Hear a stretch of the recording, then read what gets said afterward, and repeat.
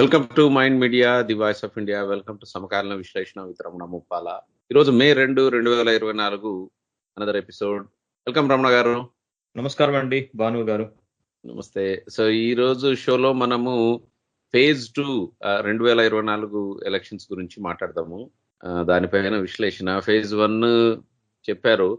Phase 2లో ముఖ్యంగా చెప్పాలంటే ఇది కేరళ అండ్ కర్ణాటకలో, కర్ణాటక, రాజస్థాన్ దాంట్లో ఆల్మోస్ట్ 50% అయినట్టు. కేరళ మొత్తం అయిపోయింది. అవును, కేరళ మొత్తం అయిపోయింది. రాజస్థాన్, కర్ణాటకలో 14, 13 అదే ఫస్ట్ ఫేజ్ లో కొన్ని అయినాయి, రెండో ఫేజ్ లో కొన్ని అయిపోయినాయి.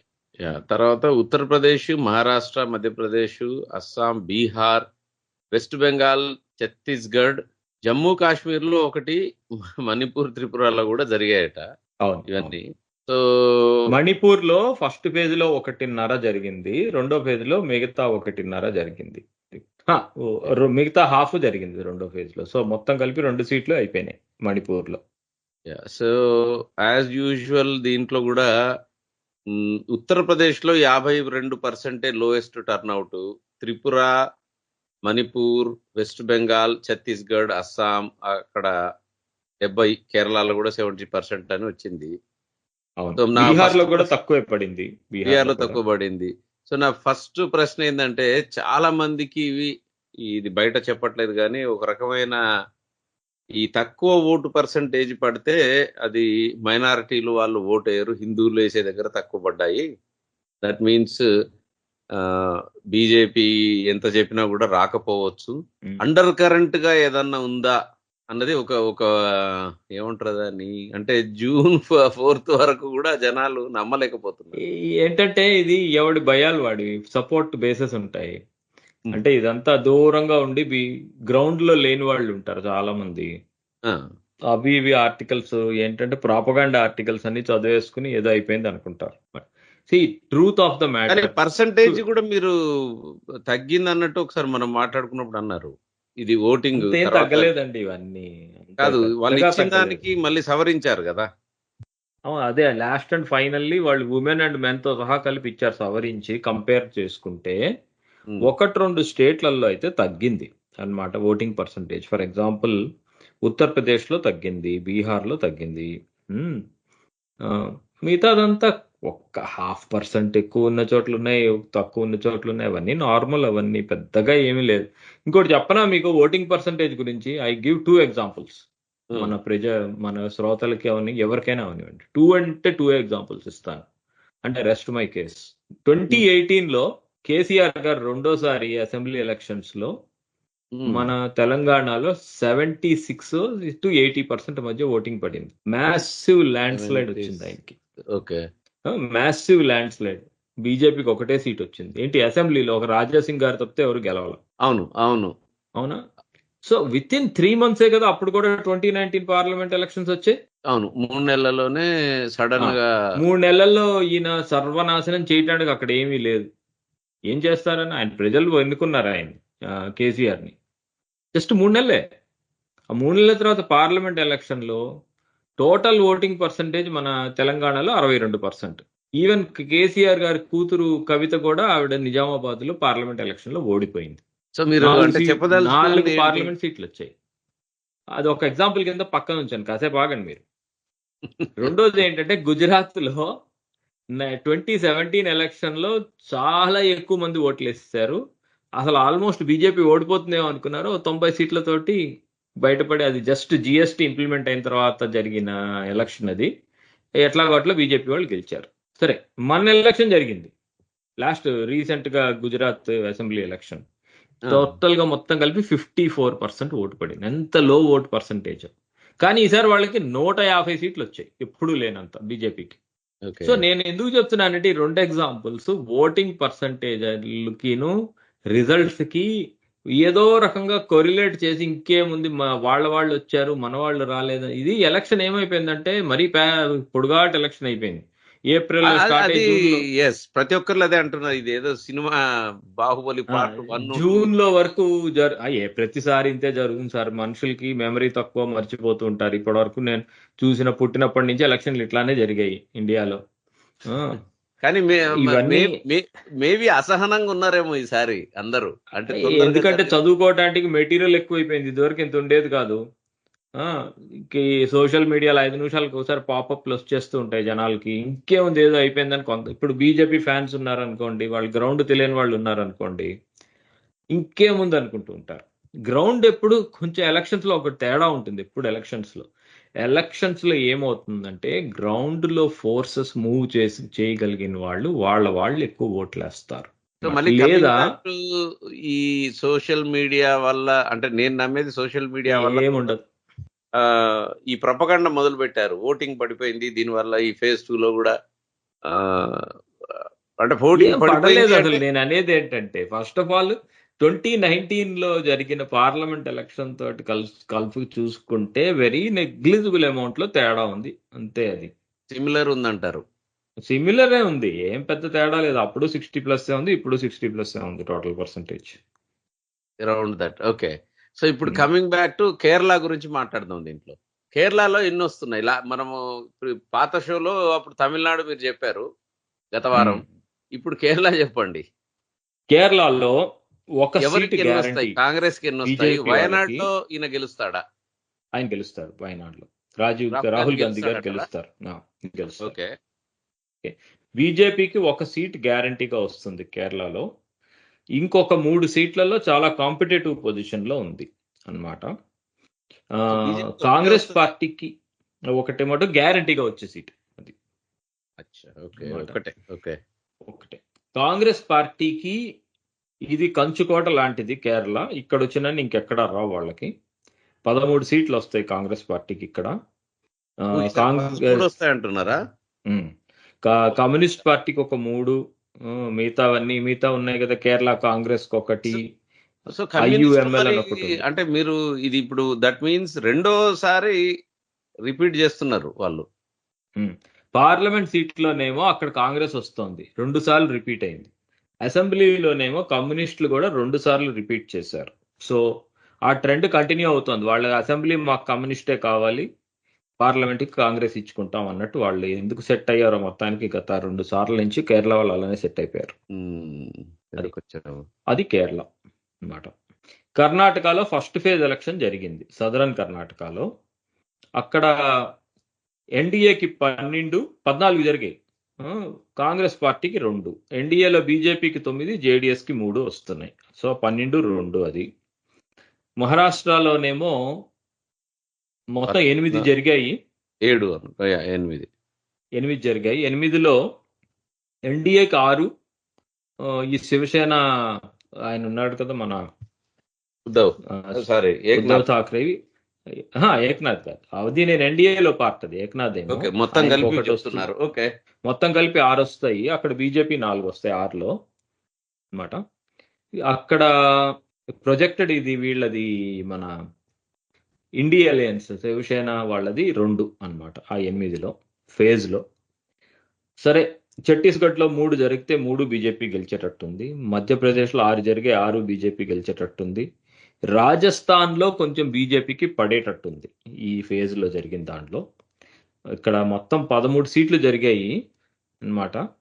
అందులో బీజేపీకి 11, కాంగ్రెస్కి 2 వచ్చేటట్టు ఉన్నాయి. లాస్ట్ టైం కాంగ్రెస్కి 0, కానీ ఈసారి ఒక 2 సీట్లు ఇక్కడ పికప్ జరిగేటట్టుంది రాజస్థాన్లో అన్నమాట. జమ్మూ అండ్ కాశ్మీర్లో, అది జమ్మూలో జరిగింది, అది 1 సీటు ఖచ్చితంగా బీజేపీ గెలిచేస్తుంది అది. ఉత్తరప్రదేశ్లోనేమో 8 జరిగాయి ఎన్డీఏ, మొత్తం స్వీప్ 8కి 8 ఎన్డీఏనే గెలుస్తుంది. అది కొత్తగా వాళ్ళ కోalition పార్ట్నర్ ఆర్ఎల్డీకి 1, బీజేపీకి 7 వస్తాయి అక్కడ. బీహార్లోనేమో 5 జరిగాయి. 5లో అసలు యాక్చువల్లీ ఇక్కడ బీజేపీ నుంచోలేదు, ఇవన్నీ వాళ్ళ పార్ట్నర్ జేడీయూవి. 4 సీట్లు వాళ్ళకిను, 1 కిషన్గంజ్ సీటు వీళ్ళు గెలుస్తారు, ఇండియా అలయన్స్ వాళ్ళు. సరే, వెస్ట్ బెంగాల్లో 3 సీట్లు జరిగాయి, ఈ 3 బీజేపీనే గెలుస్తుంది. అస్సాంలో 4 సీట్లు జరిగాయి, 5 సీట్లు జరిగాయి, 4 బీజేపీ గెలుస్తుంది, 1 కాంగ్రెస్ గెలిచే అవకాశం ఉంది. మణిపూర్లో అసలు ఉన్నదే 2 సీట్లు అండి. ఆ ఇన్నర్ మణిపూర్ ఎట్లయినా బీజేపీ గెలుస్తుంది, అవుటర్ మణిపూర్ వాళ్ళ ఎన్డీఏ అలయన్స్ ఎన్పీఎఫ్ వాళ్ళు 1 గెలుస్తారు. త్రిపురలో 1 జరిగింది, ఆ 1 బీజేపీ గెలిచేస్తుంది. సో ఓవరాల్గా చెప్పాలంటే ఎన్డీఏకి అబౌట్ 62 వస్తాయి, అందులో బీజేపీవి 51. India alliance about 62 27. Out of 188. ఇది 88 సీట్లు జరిగాయి అన్నమాట. నేను ఓన్లీ ఫేజ్ 2 చెప్తున్నాను. అదే ఫేజ్ 2 లో టోటల్ 88. యా, టోటల్ 88 లో ఎన్డీఏకి 62, ఇండీకి 27. ఎక్స్క్లూజివ్ బీజేపీ వర్సెస్ కాంగ్రెస్ మాట్లాడుకోవాలనుకుంటే ఆ 62 లో 51 బీజేపీ, ఈ 27 లో 19 కాంగ్రెస్. ఓకే.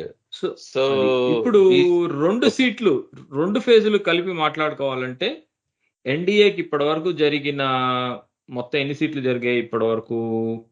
ఫస్ట్ ఫేజ్ లోనేమో ఇప్పుడు మర్చిపోయాం మనం. ఫస్ట్ ఫేజ్ లో 109 టోటల్. 102 88 అండి మొత్తం జరిగింది ఇప్పటికి. సో 190 జరిగాయి సీట్లు. 190లో ఎన్డీఏకి ప్రొజెక్టెడ్ ఈ 2 ఫేజుల్లో 126, అందులో ఓన్లీ బీజేపీకి 105 ప్రొజెక్షన్ ఇది. ఓకే, మనమేమి ఆస్ట్రాలజర్స్ కాదు. సో ఇండియా అలయన్స్ కి 60 వస్తాయి, అందులో కాంగ్రెస్ కి 27 వస్తాయి. ఎవరు కాని వాళ్ళ అదర్స్ కి ఒక 3 అన్నమాట. This is the total picture.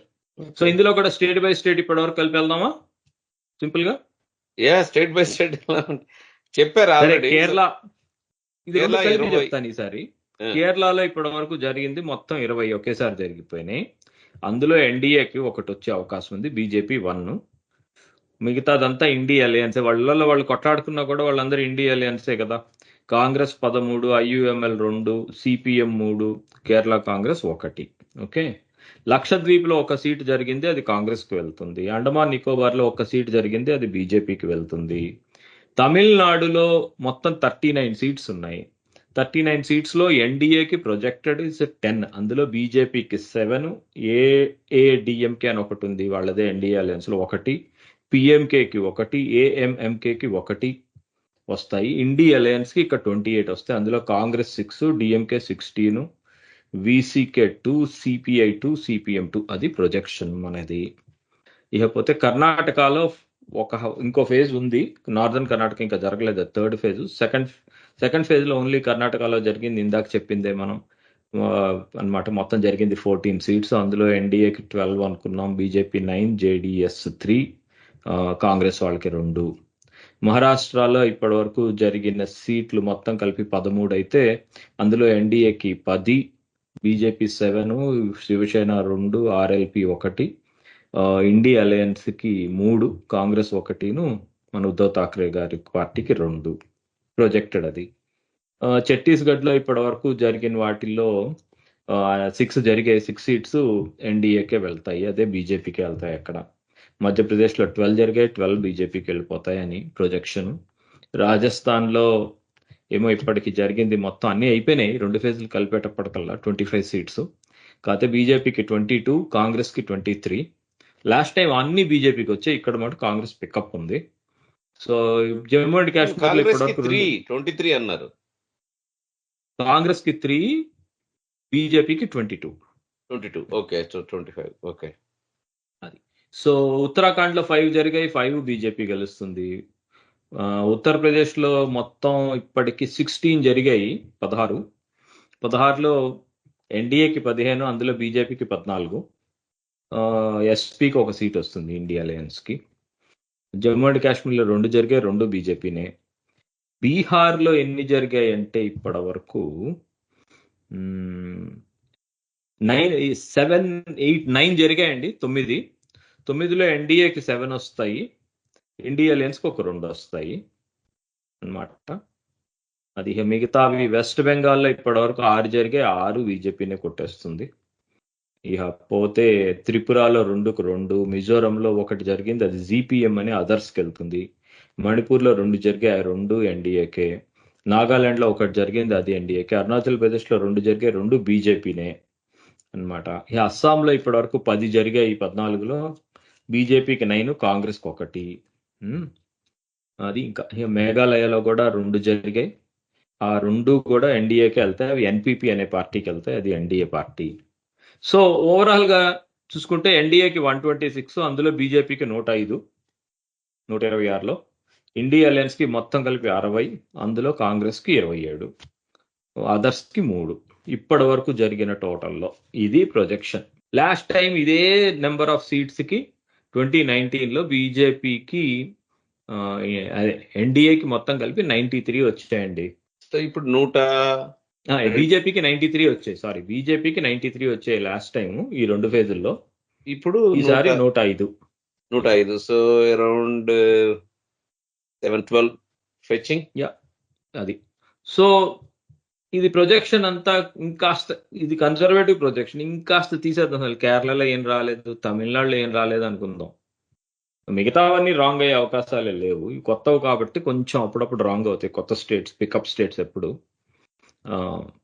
తీసేసినా కూడా, తీసేయండి కావాలంటే ఇంకో 10 సీట్లు తీసేసినా కూడా మీకు 2019 నుంచి పెద్ద తేడా ఏం రాదు. అప్పటికి ఇదేంటో తెలుసా, రాజస్థాన్ లో 3 తగ్గించేసాం కాంగ్రెస్ గెలుస్తుంది అని చెప్పి. అవేం గ్యారంటీగా కాంగ్రెస్ గెలుస్తుంది అని ఏం లేదు ఆ 3, బై ద వే. అట్లానే ఇక్కడ కూడా మహారాష్ట్రలో ఇండియా అలయన్స్ కి 3 ఇచ్చారు.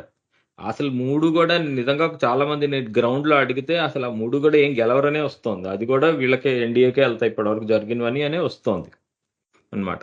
అది నేను ఆ ఎక్స్ట్రీమ్ లోకి వెళ్ళి అన్ని కరెక్ట్లను తీయకుండా పెడితే 105 వస్తున్నాయి. సరే, ఈ 105లో కూడా మీకేం తెలియదండి రమణ గారు, తమిళనాడు కేరళలో ఇంపాసిబుల్ అంటే అవన్నీ తీసేసినా కూడా ఇప్పటి వరకు సీన్ లో ఏం తేడా లేదు.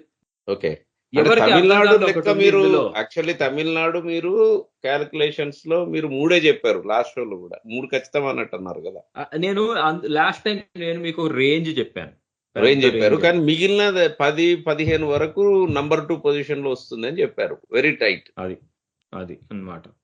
సో నేను ఈసారి ఏంటంటే కొంచెం దగ్గరికి చెప్పేశాను, నెంబర్, స్ట్రీట్ నెంబర్ ఒకటి చెప్పి, కావాలంటే మీరు మైనస్ చేద్దాం అన్నాను. అది అన్నమాట. ఇప్పుడు రేంజ్ లో హై రేంజ్, మిడిల్ రేంజ్ చెప్పానండి నేను ఇప్పుడు చెప్పింది. హై రేంజ్ చెప్తే కనుక ఇంకా ఎక్కువ వచ్చేస్తాయి వీళ్ళకి. అక్కడ అసలు కాంపిటీషన్ కూడా లేదు. చాలా చోట్ల అసలు అపోజిషన్ పార్టీ వాళ్ళు క్యాంపెయిన్ కూడా చేయట్లేదు. మీకు క్యాంపెయిన్ చేయట్లేదంటే నిదర్శనం చెప్పనా మీకు, నుంచున్న క్యాండిడేట్లు రిజైన్ చేసేసి వాక్ ఓవర్ ఇచ్చేస్తున్నారు. సూరత్ లో అది ఒకటి జరిగింది, ఖుజురాహోలో అలానే జరిగింది, ఇండోర్ లో అలానే జరిగింది. సో అంటే ఏంటంటే అసలు జనాలకి ఇప్పుడు వీళ్ళందరూ, మీరు ఇందాక చెప్పారే ఇంకేముంది ఓటింగ్ పర్సెంటేజ్ తగ్గింది కాబట్టి ఏదో అయిపోతుంది అనుకునేవాళ్ళు, వెళ్ళి ఓటేసేవాడు ఏమనుకుంటారే, మన క్యాండిడేట్ అనుకుంటే వాడే నుంచోట్లేదు, ఇంకెందుకురా ఓటేయడం అనుకుంటారు. అంటే ఇది actually this is a good point. ఇది నేను దీని మీద ఎక్కువ దృష్టి సారించలేదు, కానీ ఇంతకు ముందు ఎలక్షన్స్ లో ఇట్లా ఏకపక్షంగా ఒకటే పార్టీ వాడు ఓకే నేను నిలబడుతున్నా, ఇంకెవడు నిలబడట్లేదు అన్నది మాక్సిమం ఎంతైందో తెలిస్తే బాగుండేది. ఇది వరకు ఎక్కడంటే ఫెరిఫరీలో జరిగేవి ఇలాంటివి. ఎట్లా అంటే బాగా పాత రోజుల్లో నాకు ఒకటి గుర్తుంది, రాజీవ్ గాంధీ టైంలో అండమాన్ నికోబార్ ఐలాండ్స్ లో కాంగ్రెస్ పార్టీ వితౌట్ కాంపిటీషన్ గెలిచేసింది అని వినేవాడిని. ఇప్పుడు మీకు పివి నరసింహారావు గారు నిలబడ్డారు కదా, అప్పుడు కూడా ఈయన బీజేపీ ఆయన నుంచున్నాడు కదా, ఆయన పేరేంటండి, బండారు దత్తాత్రేయ కాదు, ఇంకో ఆయన, బండారు దత్తాత్రేయ గారు నంద్యాలలో నుంచున్నప్పుడు వీళ్ళు టీడీపీ విత్డ్రా చేసుకున్నా కూడా బీజేపీ ఉంది. ఆయనకి 4 లక్షలు 5 లక్షలు ఎంతో మెజారిటీతో గెలిచారు, అది వేరే విషయం. అస్సలు కాంపిటీషన్ లేకుండా, అసలు ఎవరు లేకుండా డైరెక్ట్ విన్నర్ అని డిక్లేర్ చేయటం అనేది ఈసారి, అది కూడా గుజరాత్ లో సూరత్ మోస్ట్ క్రిటికల్ ఊరది. అట్లా ఎవరు కాంపిటీషన్ లేకుండా ఇచ్చేయటం అనేది ఉండదు అన్నమాట. మెయిన్స్ మీకు ఫెరిఫరీలో ఏంటంటే ఐలాండ్ సిటీ, ఐలాండ్ స్టేట్, అక్కడ ఎక్కువ జనం ఉండరు. ఇట్ మేక్స్ కొంచెం అక్కడ అసలు పొలిటికల్ యాక్టివిటీ తక్కువ ఉంటుంది అనుకున్న చోట అట్లాంటివి జరుగుతాయి. అంతేకాని గుజరాత్ స్టేట్ లోనో, ఆంధ్రప్రదేశ్ లోనో, లేకపోతే మధ్యప్రదేశ్ లోనో, ఉత్తరప్రదేశ్ లోనో అలా జరగటం అంటే అది కొంచెం ఆలోచించాల్సిన విషయం. అది పైగా అంటే సూరత్ లోనేమో డైరెక్ట్ గా అసలు ఇండిపెండెంట్లు కూడా లేరు. ఇండోర్ లోను, ఖుజురాహోలోనేమో గుజరాత్ అన్నది బీజేపీ అడ్డా. గుజరాత్ లో బీజేపీ అదే అట్లా అని లెక్కలేదు. అట్లా అనుకుంటే 1953 నుంచి చాలా రోజుల వరకు ఓన్లీ కాంగ్రెస్ అడ్డా. అప్పటికి కాంపిటీషన్ ఉండేది, ఎవరొకళ్ళు నుంచునే వాళ్ళు, ఓడిపోయినా సరే. నెహ్రూ అగేన్స్ట్ గా కూడా ఎవరొకళ్ళు నుంచున్నారు. నెహ్రూ గారు కదా, ఆయనకి ఇచ్చేద్దాం అని ఎవరు ఇచ్చేయలేదు. అంటే ఈసారి అది, బట్ నాకు అంటే మై ఒపీనియన్ ఏంటంటే ఈసారి అది ఇప్పుడు కొంచెం గుజరాత్ ఎక్కువగానే ఉంది. ఎక్సెప్షన్ సార్ అది. గుజరాత్ ఏముందండి, ఇండోర్ లో అంతే చేశారు. ఇండోర్ లో నేమ్ సేక్ ఎలక్షన్ అది. ఇప్పుడు Congress withdraw చేసేసుకుంది. Congress is the main party in Madhya Pradesh. Congress కానీ ఇంకో అపోజిషన్ పార్టీ లేదు అక్కడ. మెయిన్ పార్టీ వాళ్ళు నేను విత్డ్రా చేసేసుకుంటానని విత్డ్రా చేసుకోవడమే కాదు, విత్డ్రా చేసుకుని వెళ్ళి బీజేపీలో చేరటం. నీ పార్టీ నీకు నీ మీద విశ్వాసంతో ఒక క్యాండిడేట్ అని ఇచ్చింది. You have to fight it. ఎందుకులే ఫైట్ చేయటం, నాకు ఓపిక లేదని చెప్పి బీజేపీలో వెళ్ళి జాయిన్ అవ్వటం. అదొకటి. ఆ కుజరాహలో కూడా అంతే అయింది. సి వైబ్స్ అనేది ఒకటి వెరీ ఇంపార్టెంట్. పొలిటికల్ వైబ్ అనేది. ఇప్పుడు ఆ పాలిటిక్స్ లో వాళ్ళు ఇప్పుడు మీరున్నారండి, మీరు కాంగ్రెస్ ఓటర్ అనుకుందాం. మీకు ఏమనిపిస్తుంది? ఎండలో 47 డిగ్రీలు ఉన్నాయి, 45 డిగ్రీలు ఉంది, ఓటేయాలి అంటే మోటివేషన్ ఉండాలి. ఎందుకు ఉండాలి మీకు మోటివేషన్? అట్లీస్ట్ నా పార్టీ వాడికి నేను ఓటేస్తే he will fight it out, బీజేపీని ఓడిస్తాడు, మోడీ గారిని ఓడించేకి ఛాలెంజ్ ఉంటుంది, ఏదో ఒకటి మోటివేషన్ ఉండాలి, వెళ్ళి ఓటేస్తారు. మీరు చదువుతారు పొద్దున్నే లేచి న్యూస్ లో ఎవరో విత్డ్రా చేసుకున్నారని. ఇంటికి వచ్చి నాకు ఓటే అని అడిగే వాళ్ళల్లో కూడా చాలా చోట్ల గ్రౌండ్ లో అసలు వేరే అపోజిషన్ పార్టీ వాళ్ళు అసలు కొన్ని స్టేట్స్ లోనే క్యాంపెయిన్ చేస్తున్నారు. ఈ మధ్యప్రదేశ్ లో, మహారాష్ట్రలో, రాజస్థాన్ లో, ఉత్తరప్రదేశ్ లో, ఎక్కడ సరే, ఉత్తరాఖండ్ ఇట్లాంటి చోట అసలు ఎక్కడ క్యాంపెయిన్ లో కూడా ఎవరు కాంగ్రెస్ వాళ్ళు కనబడట్లేదు. కాంగ్రెస్ వాళ్ళు కొద్దో గొప్ప కాంపిటేటివ్ గా క్యాంపెయిన్ చేసిన స్టేట్ కర్ణాటక. కానీ కర్ణాటకలో ఇప్పుడు మీరు ఇందాక చెప్పినట్టు తెలంగాణలో లాస్ట్ టైం ఎట్లయితే లోకల్ ఎలక్షన్స్ లో టీఆర్ఎస్ వచ్చి ఎంపీ ఎలక్షన్స్ కి 4 సీట్లు కొట్టారు. ఆల్మోస్ట్ 25% వాళ్ళు గ్రాప్ చేసినట్టు అది బీజేపీ వాళ్ళు. అట్లాగే ఈసారి కూడా ఇది ఈ 2 రాష్ట్రాలు చాలా చిత్రంగా ఉన్నాయి. అంటే కర్ణాటక, కేరళ. కర్ణాటకలో అసెంబ్లీ లెవెల్ కి బీజేపీ లేదు కానీ పార్లమెంట్ కొట్టేస్తుంది. కానీ కేరళలో నాకు ఎందుకో అండర్ కరెంట్ ఉందని నేను అనుకుంటున్నా.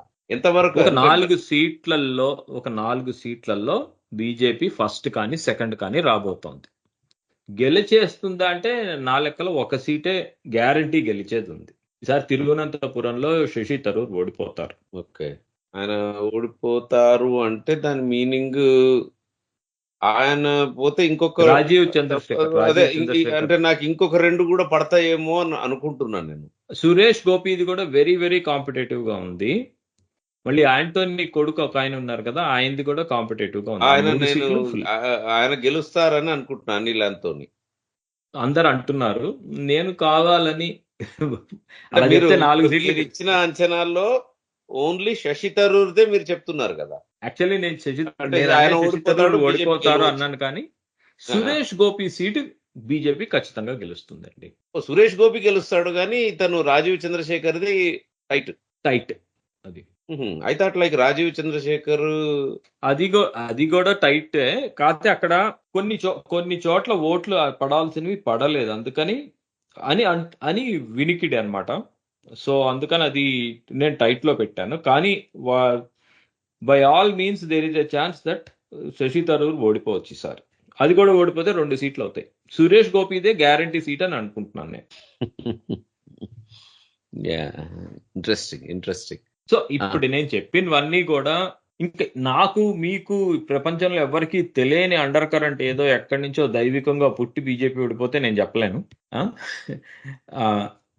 But from all the data, various news agencies including BJP మిత్రులు, బీజేపీ శత్రువులు ఎవరివైనా తీసుకున్నా సరే ఇప్పుడు నేను చెప్పిన నెంబర్ కంటే కొంచెం ఎక్కువే చెప్తున్నారు, తక్కువ ఎవరు చెప్పట్లా. So there is no under current ఈ సోషల్ మీడియాలో కొందరు భయాలకి ఛాన్స్ లేదు. అది కూడా ఆ భయాలన్నీ బీజేపీ వాళ్ళ భయాలు.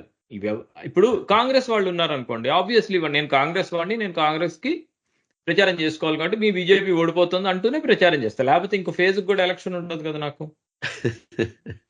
అవునా? నెక్స్ట్ ఫేజ్ కి ఎలా వెళ్తాను? నేను ఓడిపోయానని చెప్పుకుని 2 ఫేజ్లు అవగానే ఓడిపోయాను అయిపోయింది అన్నాను కదా. వాళ్ళది పక్కన పెట్టేద్దాం.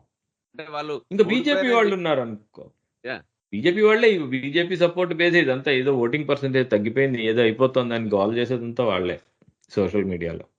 అంటే కాంగ్రెస్ ఇప్పుడు ఓడిపోయినా కూడా వాళ్ళు అంటే ఇంకో ఫ్రెండ్ తో నేను అన్నాను అనమాట, రాహుల్ గాంధీ పరిస్థితి ఏంటంటే 2 ఓవర్లు మిగిలి ఉన్నాయి, 100 రన్లు కొట్టాలి, కానీ అతన్ని పెద్ద ఎక్స్పెన్సివ్ ప్లేయర్ కింద IPL లో తీసుకున్నారు.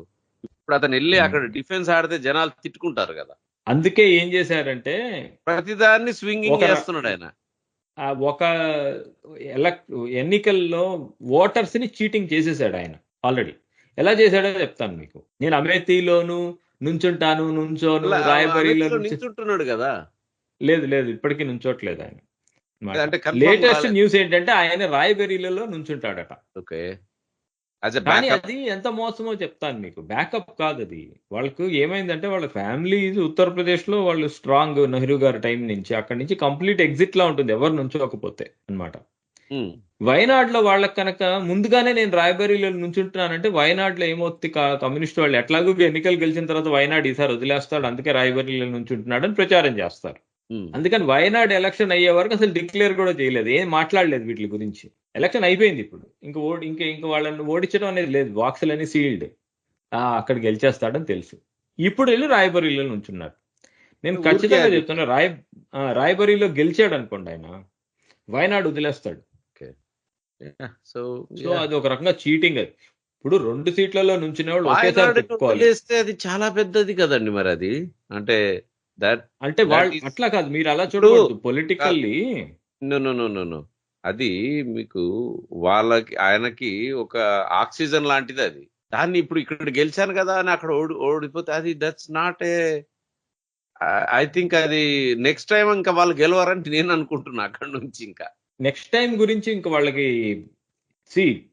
వాళ్ళ ఫ్యామిలీకి మీరు ఇంకా మాట్లాడొద్దు అంటున్నారా? నెక్స్ట్ టైం గురించి అసలు మాట్లాడుకోవడం వేస్ట్. ఇప్పుడు వాళ్ళు కనుక ఈ ఎలక్షన్ లో కాంగ్రెస్ పార్టీ రీజనబుల్ అమౌంట్ కి తీసుకొచ్చి ఒక రీజనబుల్ అపోజిషన్ అవ్వకపోతే అసలు నెక్స్ట్ టైం గురించి మాట్లాడుకోవడం వేస్ట్. మన షోలో ఇంకా అంతవరకు కష్టం అంటారు. ఓకే, అంటే చాలా మారిపోతాయి. మీరు ఒక్కటే ఆలోచించుకుంటారు, చాలా డైమెన్షన్స్ ఉన్నాయి. 2026 లో 30% విమెన్ రిజర్వేషన్ తోటి, కొత్త నెంబర్ ఆఫ్ సీట్స్ తోటి, కొత్త పార్లమెంట్ ఎలక్షన్ సిస్టమ్ వస్తుంది. వాళ్ళు 800 సీట్లు ఎన్నో చేద్దాం అనుకుంటారు మొత్తం పార్లమెంట్. ఇప్పుడు 540 ఉన్నాయి. అసలు ఇప్పుడున్న డైమెన్షన్స్ ఉండవు, ఇప్పుడున్న పేర్లు ఉండవు. ఇప్పుడున్న వాటిల్లో సగాన్ని 30% తీసుకెళ్లి ఉమెన్ రిజర్వేషన్ ఉంటుంది ఆ కొత్త సీట్లలో. ఇవి రాయబరీలీ సీటే ఉండకపోవచ్చు, అది ఏ ఉమెన్ రిజర్వేషన్ ఎస్సీకి వెళ్ళొచ్చు, ఇప్పుడున్న పేర్లవే ఉండకపోవచ్చు. ఇదంతా మారిపోతుంది. ఆయన ఇప్పుడు మాట్లాడమంటారు, ఆ తర్వాత సంగతి ఇంకా అది అసలు ఆ తర్వాత సంగతి ఏమవుతుంది అనేది అసలు మాట్లాడుకోవడం కూడా అది ముందు అసలు 2026 లో జరిగినవన్నీ చూసుకుని అప్పుడు చేతిలో ఒక పేపర్ పెట్టుకుని ఏంటిరా బాబు అని చూసుకోవాలి మనం. ఓకే, ఇప్పుడు ఉత్తరప్రదేశ్ లో 165 సీట్లు, లేకపోతే ఆంధ్రప్రదేశ్ లో 75 సీట్లు ఇట్లా అవ్వచ్చు. ఇప్పుడు తెలంగాణను ఆంధ్రప్రదేశ్ కలిపి ఇప్పుడు 42 ఉన్నాయండి. ఈ 2 కలిపి రేపు 70 అనొచ్చు. ఆ 70 అంటే ఇప్పుడు ఉన్నది, ఇప్పుడు నిజామాబాద్ ఉందనుకో, జగిత్యాల పార్లమెంటరీ కాన్స్టిట్యున్సీ అవ్వచ్చు, నిజామాబాద్ ఇంకో పార్లమెంటరీ కాన్స్టిట్యున్సీ అవ్వచ్చు. Who knows how they will do. వాటికి ఏదో వాళ్ళ ఫార్ములా వాళ్ళకి ఉంటుంది, అంటే పాపులేషన్ ప్లస్ ఇవన్నీ చూసుకుంటారు వాళ్ళు. Okay, wonderful. సో వాళ్ళు ఆల్రెడీ నెంబర్ ఇచ్చారు వాళ్ళు. ఓకే, జస్ట్ సమ్మరైజ్, ఇప్పుడు ఖచ్చితంగా దీంట్లో ఇప్పుడు if I twist other side, ఇప్పటి వరకు జరిగిన 190లో 105 వరకు బీజేపీ అన్నారు మీరు. ఇంకొక 80లో ఇండియా అలయన్స్ కొడుతుంది. 60 ఎట్లండి? 190లో 110 పోతే 126 ఎన్డీఏ అండి. 126 బీజేపీ ఒక్కటే. ఓకే, బీజేపీ ఒక్కటే 105. Okay okay, so I take my words back. So BJP okay 125 అంటే ఇంకా 60 కొడతారు. ఓకే, వీళ్ళందరూ జరిగేది ఏదో జరిగిపోయినా కూడా, పిచ్చిగా ఏదో జరిగిపోయినా కూడా, లోయెస్ట్ నెంబర్ కూడా వాళ్ళు 2019 కంటే కిందకి వెళ్ళారు. Got it. యా, వండర్ఫుల్ అండి. ఐ థింక్ సో అది శ్రోతలకి ఫేజ్ 2 ఐ థింక్ రమణ గారు చెప్పిన దాని ప్రకారం ఎన్డీఏను బ్రహ్మాండంగా రాబోతుంది. ఇన్స్పైట్ ఆఫ్ ఆ ఓటు పడిపోవటము, షేరింగ్, అది ఓటు పర్సంటేజ్ లో అవన్నీ పక్కన పడేసేసి మాట్లాడుకోవాలి. ఫేజ్ 3 మొత్తం బీజేపీనే, ఇంకా అసలు ఏమి ఉండదు. ఫేజ్ 3 బీజేపీ ఫేజ్ అని చెప్పొచ్చు అది. మన నెక్స్ట్ ఫేజ్ వచ్చేసి ఎప్పుడు? అది మే 12 కదా? లేదండి, రేపు 7వ తారీఖు. 7వ తారీఖు. సో 7వ తారీఖు అంటే ఇంకేముంది, ఇంకో కొన్ని రోజుల్లో మనం. ఓకే, మరి ఇక వచ్చే వారం మళ్ళీ ఇదే టైంకి కలుద్దాం. తప్పకుండా. అనదర్ రివ్యూ ఆఫ్ అది, అందులో మన తెలంగాణ ఆంధ్ర ఉంటాయి. కాదు తెలంగాణ ఆంధ్ర ఫేజ్ 3 కాదు, ఫేజ్ 4 అవి. అది 4 ఓకే. నేను దానికి అది 13వ తారీఖు అది. అది 13, అది 12 అన్నాను, రైట్. సో అది అనదర్ వన్. యా, అది చాలా ఇంట్రెస్టింగ్ అది. మన హోమ్ స్టేట్స్ కాబట్టి ఇంట్రెస్టింగ్ అది. థ్యాంక్ యూ రమణ గారు. తప్పకుండా అండి, ధన్యవాదాలు. ధన్యవాదాలు. My Media, the voice of India.